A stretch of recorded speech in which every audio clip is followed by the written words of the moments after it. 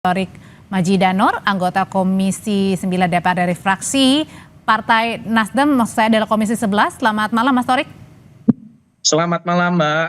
Dan ada juga Agus Pambagio, pengamat kebijakan publik. Pak Agus, selamat malam.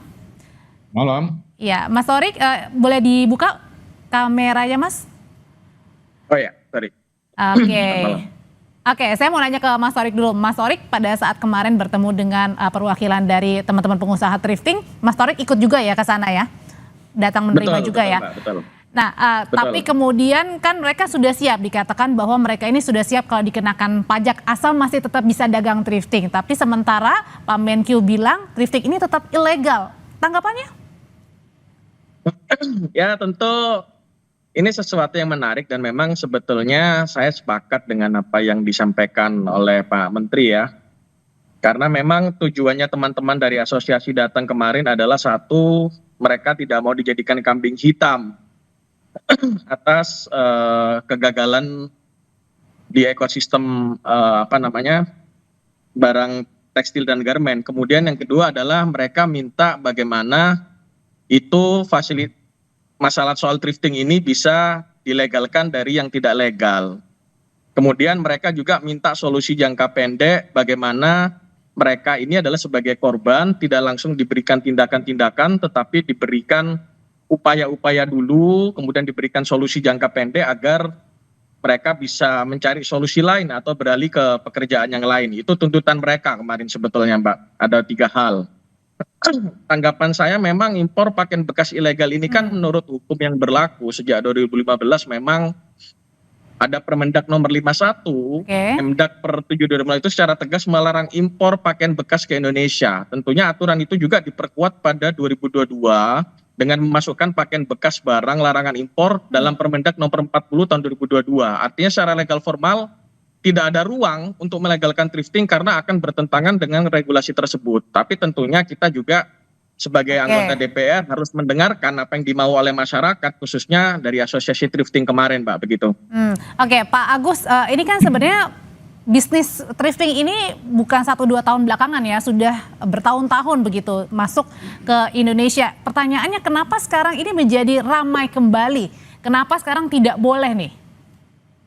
Ya ginilah ya, hancurnya industri tekstil kita mulai dengan adanya kuota dulu. Itu tahun 90-an, 80, 90-an. Industri tekstil kita hancur karena lalu orang memperdagangkan kuota. Dan yang terlibat adalah ya pejabat pemerintah. Tapi itu didiamkan sampai akhirnya industri tekstil mati. Mulai bangun muncullah impor dari Cina. Ya, kemudian muncullah thrifting on and off. Nah, peraturannya sudah ada, tadi sudah disebutkan oleh Mas Torik, dan itu harus diikuti. Nah, sekarang adalah bagaimana menyelesaikan persoalan-persoalan dari pedagang thrifting ini. Karena memang desain atau biang keroknya itu ada di pemerintah sendiri dan bahkan pejabat. Ya silahkan nanti aparat penegak hukum melakukan penyidikan gitu ya. Karena itu ada perubahan HS, nomor HS dan sebagainya, itu yang harus dicari. Jadi jangan orang kecil pedagangnya. Saya setuju, makanya pikirkan itu. Kalau barang ilegal dilegalkan, ya negara ini semakin tidak jelas. Ya kan, angkutan yang ilegal jadi legal. Jadi buat apa ada aturan? Tapi gimana dengan Pak Agus, bagaimana dengan suara-suara pedagang-pedagang yang sudah mengeluarkan uangnya nih untuk iya itu yang harus dipikirkan karena itu dia disebabkan oleh para aparat pemerintah dan aparat penegak hukum yang bermain di thrifting. Nah kalau itu tidak ditertibkan ya tidak bisa itu. Nah, jadi artinya mereka harus dicari jalan keluarnya, hidupnya seperti apa, apakah mau thrifting lagi, kalau peraturannya belum berubah tidak boleh karena itu ilegal. Tapi kita harus carikan alternatif supaya dia tetap bisa hidup karena mereka korban. Pemainnya itu ada di atas. Ya kita semua tahulah itu. Pemainnya maksudnya adalah apa nih, bea cukai atau apa, Pak Agus? Ya saya tidak akan menyebut anggaran, mungkin Mas Tori sudah tahu karena DPR harusnya sudah tahu siapa pemainnya dari awal dulu, ya kan sampai bisa merubah nomor HS dan sebagainya, itu yang harus dicari. Oke, dari kalau Mas Torik sebenarnya apa sih yang diinginkan oleh masyarakat kemarin pada saat dengar audiensi begitu? Apakah memang yaudahlah ibaratnya meskipun ini ilegal ya sudah tanggung yang sudah ada dulu aja yang sudah tiba di Indonesia dihabiskan, atau apa sebenarnya yang mereka pengenkan? Jadi kesimpulannya kemarin yang mereka inginkan adalah begini, Mbak. Terhadap impor kota itu dihentikan, ya kan memang itu ilegal dan menyalahi aturan. Tetapi beri kami waktu, beri kami ruang, ya kan, agar barang-barang sisa yang masih ada di gudang-gudang kami ini tidak ditindak secara hukum. Tetapi kami masih memiliki waktu untuk menjual atau menghabiskan barang-barang itu sembari mencari solusi atau alternatif jalan keluar lain, misalnya menjual barang-barang produk UMKM lokal dan macam-macam. Mereka ini meminta waktu. Nah, kemudian mereka menyampaikan juga kemarin, kami siap bayar pajak, begini. Tapi kita sudah sama-sama tahu bahwasanya statement Pak Menteri bahwasanya ya kalau barang ilegal mau dilegalkan, katakanlah narkotika pun kalau misalnya itu bayar pajak, apakah itu menjadi legal? Tentu tidak. Lah, tetapi saya merasa ya pedagang ini adalah korban seperti yang disampaikan oleh Pak Pak Agus ya. Oke, tapi kalau gitu Pak Agus tadi. Oke, tapi kalau gitu pertanyaan selanjutnya adalah bagaimana menurut Bapak-bapak sebenarnya larangan thrifting ini memang ilegal. Tapi kalau larangan yang benar-benar sekarang benar-benar strict banget ini karena lebih kemana? Lebih karena tadi melemahnya daya beli terhadap produk-produk lokal UMKM begitu, atau lebih kepada memang mau menyasar kepada pelaku-pelaku yang nakal di pemerintahan? Usai jeda ya Bapak-bapak akan menjawabnya, tetap bersama kami di Sapa Indonesia Malam.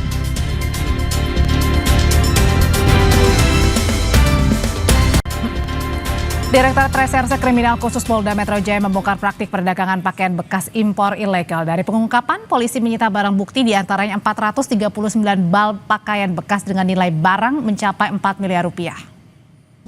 Ditemukan 23 bal pres yang ada di dalam truk tersebut. Kemudian setelah diinterogasi dari yang bersangkutan diinformasikan bahwa masih ada 2 truk lagi yang akan masuk. Kemudian penyelidik melakukan pengejaran dan kemudian didapatkan 2 truk tersebut berada di area pergudangan PT RPD ya di Kecamatan Padalarang, Bandung Barat. Kita ketahui bersama saat ini juga pemerintah sedang gencar-gencarnya untuk menindak balpres ya yang beredar di Indonesia. Pertanyaan berikutnya adalah Pak Agus, kalau gitu dengan penyitaan barang bukti berupa pakaian bekas impor ilegal ini, kurang lebih ada berapa tadi, 439 bal pakaian bekas, pertanyaannya mau dikemanakan ini? Dibakar kan tidak mungkin ya, polusinya kemana-mana ya? Ya, makanya itu dibahas nanti dengan DPR, dengan Menteri Keuangan, Menteri Perdagangan, ya semua, kemudian ini mau diapakan. Karena orang yang menjual itu adalah korban. Ya justru ini salah satu hancurnya industri tekstil kita, thrifting, selain tadi barang masuk dari Cina murah, industri kita mati. Nah ini yang menjadi persoalan sekarang, kita cari APH harus mencari siapa biang keroknya. Tangkap saja, kalau enggak akan berhenti. Nah baik peraturan Menteri 40 2022 itu jelas, ya kan sudah tidak boleh. Yang saya tanyakan, kalau di gulungan baju bekas itu ada narkoba, gimana? Kan itu sangat mungkin. Permen itu dibuat karena ada masuk di pelabuhan Jakarta dan Surabaya itu isinya dalamnya selain bekas ada narkoba. Nah, atau barang-barang lain yang terlarang. Nah, ini yang harus diselesaikan. Jadi sudah, yang ada sekarang tangkap, kumpulkan, saran saya mudah, cepat, bikin pasar. Semua thrifting, itu baju dicuci dulu, jangan main berjual saja. Uangnya terserah mau diapakan, bicarakan dengan Menteri Keuangan, lalu cari siapa oknumnya. Dan itu selesaikan, karena kalau tidak akan berhenti. Artinya diselesaikan dulu yang sudah ada ya begitu ya, tapi kemudian ditindak ya supaya tidak ada. Kepada ke DPR minta penjelasan buat saya itu harus dibantu, karena mereka hanya pedagang yang jadi korban. Nah bagaimana caranya, apakah Menteri Keuangan mau kasih bansos? Saya nggak tahu, tapi yang jelas itu harus diselesaikan dan dia tidak boleh rugi. Lalu carilah biangnya, itu gampang nyarinya itu. Dia keluar dari bea cukai siapa oknum yang menyuap, siapa ini dari mana, saya aja tahu kok, itu umum. Itu sudah teman-teman tekstil bisa ditanya itu, asosiasinya tahu semua itu. Kebetulan saya sekolah di tekstil, jadi saya paham itu. Oke, Mas Orik, sebenarnya kalau dari lihat di permasalahan yang ada nih dengan bisnis thrifting ini, sebenarnya yang mau disasar oleh Pak Menkyu dan pemerintah ini apanya? Mau menyasar kepada oknum-oknumnya tadi yang nakal sehingga melegalkan dalam tanda kutip bisnis thrifting, atau karena ingin membantu UMKM kita yang lemah nih, yang membuat produk lokal ini kurang diminati oleh warga?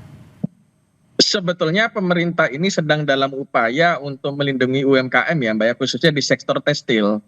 Tapi memang yang jadi biang kerok ini bukan hanya thrifting sebetulnya. Saya juga kurang sependapat kalau thrifting ini dijadikan kambing hitam ya. Karena memang banyak sekali barang-barang baru yang juga harganya lebih mahal, lebih murah daripada barang bekas.